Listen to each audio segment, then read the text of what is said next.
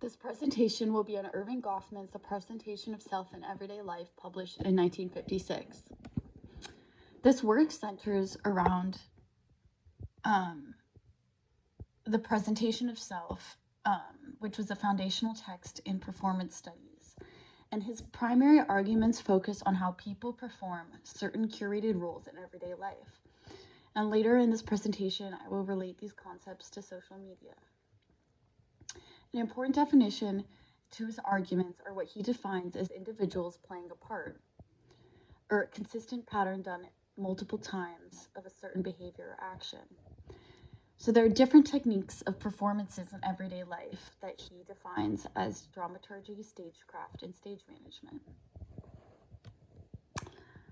So there are different stages to techniques of performances, and so there's a front stage and a backstage, and he coined these terms to explain the different behavioral performances in daily life that we as individuals and social beings partake in, using theatrical dramaturgical perspectives in order to explain our interactions with others. And this specific perspective focuses on how context is important in impacting our behavioral performance through appearance and how and its effect, and how it plays a major role in our performances. So the norms of society instilled through cultural values, as well as environment and audiences that are witnessing such performances, affect our social interactions and how one goes about them. So the first stage is the front stage, where the world is our audience. People shift their behaviors depending on which part they are needing to play, depending on the environment. And one shifts through these roles they need to execute of themselves in a private versus public setting, even in familiar versus professional ones. So in the front stage performance, this is the part people play when they know they have an audience observing them. And here we adhere to a learned script. And in this front stage, there's an internalization of expectation of certain behaviors, and knowing that there's perception from others in the front stage, which can be executed intentionally, strategically, but can also become a mere habit. And examples of this are, for example, the behavior when you're dining out, waiting in line in restaurants, and how you behave in the workplace.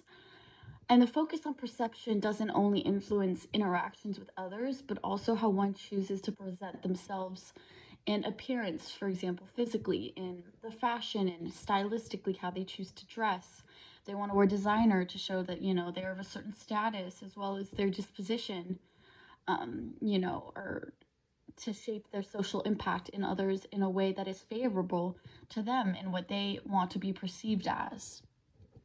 The backstage behavior is kind of what occurs behind the scenes. Backstage behavior is a lot more liberating, as one is free from these expectations and rules that the front stage behavior is built upon, and these two environments are separate realms of self-expression. One in backstage behavior is free to be their quote-unquote true selves without a calculated persona inhibiting them. And one might actually match this comfort internally through one's external appearances that are altered for the front stage, such as what they're wearing into sweats and sweatshirts, and instead of designer clothing, and even change their posture to more relaxed one, as well as language from, into a less formal and censored one, in which they would never do in a more public setting.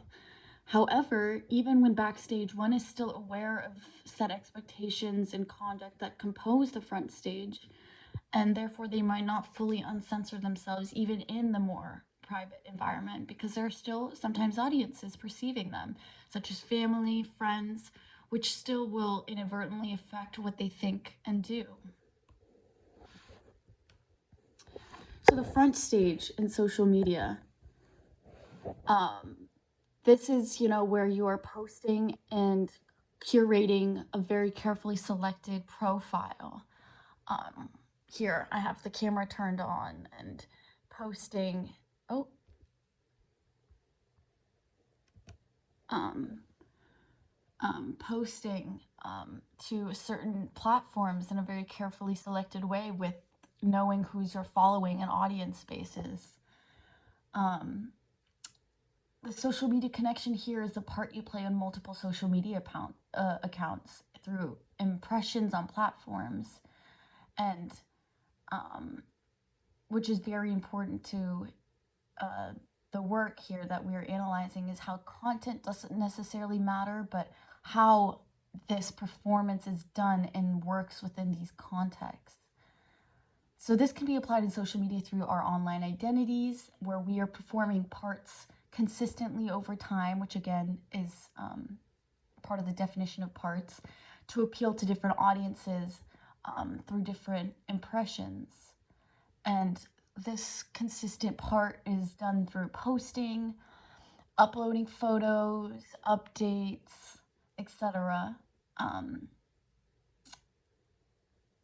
And like prepping posts, strategizing about timing. We know a lot of different platforms offer prime times of like your interactions with your followers to see, oh, should I post at 11 p.m., 11 a.m., to know when you will have the most interaction with your feed.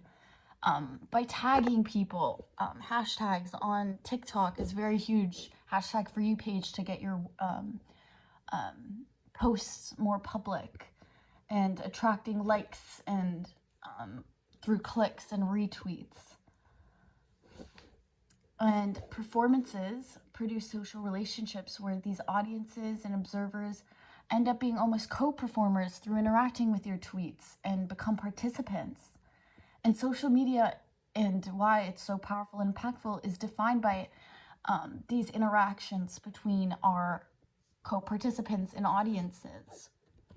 And for example, the backstage in regard to social media connection with these concepts is how you're able to curate who your audiences are in a more private fashion. For example, on TikTok, you can make your posts private. You can control comments, duets. You're even able to hide the posts you interact with through your likes. So you can lock that so people can't see what you're interacting with to make it more private. In order to also curate a more private social media platform, there's been something called a fake Insta or Finsta that's developed, that's become extremely popular because of the ever-growing publicity that happens through social media platforms, and people are realizing that they can't be as uncensored as they'd like, so they create fake Instagram accounts where, for example, on your main you may pose and not be your quote-unquote true self, and on the Finsta you post funnier, sillier, uncensored stuff. Also on Instagram, I think what allows for more backstage is archiving posts to better curate your feed, and you can hide it as well.